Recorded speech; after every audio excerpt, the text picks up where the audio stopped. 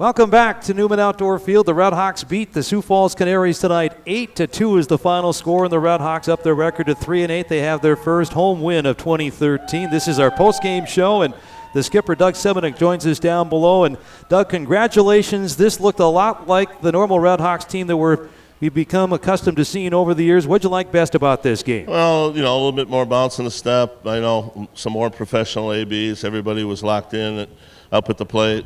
Weren't giving ABs away. We're working at it. And Penpray's coming back and giving us a little lift. So, he's a big, important part of what we do here. And, he came out swinging the bat. I guess I'm going to have to send some other guys home for 3 days and see if they can come back with some of that going on. So, just a good all-around team effort. A great job by Caldera. He pitched effectively. No sense pushing him into the 7th inning. Just 6 strong innings, and we got some of the kids out there to get a little opportunity to pitch. A little bit more about Zach Penprays, Doug. He was 3 for his first 3, drove in a couple of runs, and you mentioned it during our broadcast after the 4th inning that when Zach is going well, he's hitting it hard the opposite way. And I thought that double over the head of Demekus in right field in the 2nd really showed that Zach was seeing the ball well. Well, that's his direction he hits. That's where his power is. He hits some balls the other way good.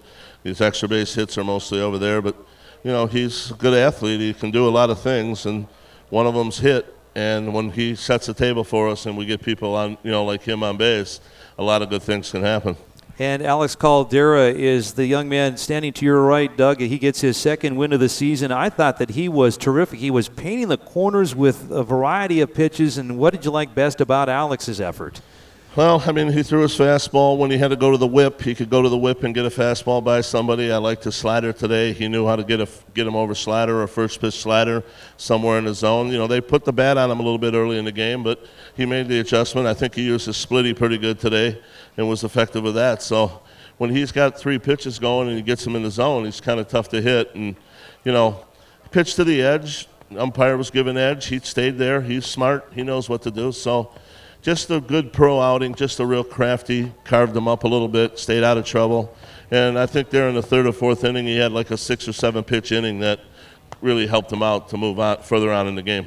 Game 2 of the series is tomorrow morning, the annual school day game, so it'll be a quick turnaround. But, Doug, how important was getting this W for the RedHawks just psychologically as you move ahead in the series? Well, we've dug ourselves a little hole. We've done that before in the past, so we understand where we are. We're not stupid. We've got to do some things, win series, win games in a row, and try to get ourselves dug out of this. If we can play like this continuously, I think it's big. We're seeing some guys swing the bats a little bit. So, Brackhole came up. We need him to be a solid guy in the scheme.